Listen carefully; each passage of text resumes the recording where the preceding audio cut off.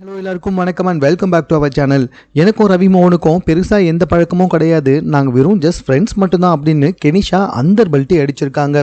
இதுக்கு என்ன காரணம், தற்போது அவங்க என்ன சொல்லியிருக்காங்க அப்படின்னு சொல்லி பார்த்தீங்கன்னா, அதாவது இவங்க ரெண்டு பேருமே ஐசாரி கணேஷாருடைய திருமணத்திற்கு, அவருடைய மகள் திருமணத்திற்கு ஒரே கலரில் ட்ரெஸ் போட்டு போனது, ஒரே காரில் வந்தது, ஈவினிங் ரிசப்ஷனுக்கும் வந்தது, இதெல்லாம் தான் ஒரு பெரிய பேசு பொருளாக ஆச்சு.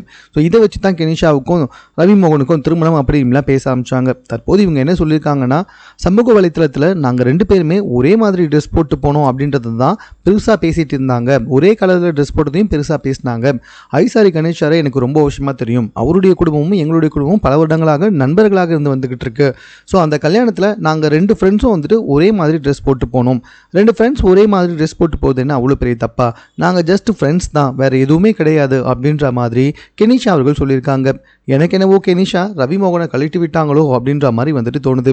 ஏன்னா ஒரு பக்கம் ரவி மோகன் அவர் துணை, கெனிஷா தான் என்னுடைய துணை, அவங்க வந்ததுக்கப்புறமா தான் நான் சிரித்தேன், அவங்க வந்ததுக்கப்புறமா தான் என் வாழ்க்கை வெளிச்சமாச்சு, அவங்க தான் வந்துட்டு எனக்கு நிறைய ஆறுதல் சொன்னாங்க, அப்படி இப்படின்லாம் சொன்னார்.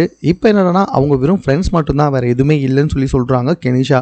இதனால் ரொம்ப பெரிய மன உளைச்சலுக்கு ஆக போகுது என்னவோ ரவி மோகன் தான். ஸோ இது சம்மந்தமாக உங்கள் கருத்து என்ன அப்படின்றத கமெண்ட்டில் தெரியப்படுத்துங்க. மேலும் இது போன்ற செய்திகளை உடனுக்குடன் தெரிந்து கொள்வதற்கு சென்னை சேனலை சப்ஸ்கிரைப் பண்ணுங்கள்.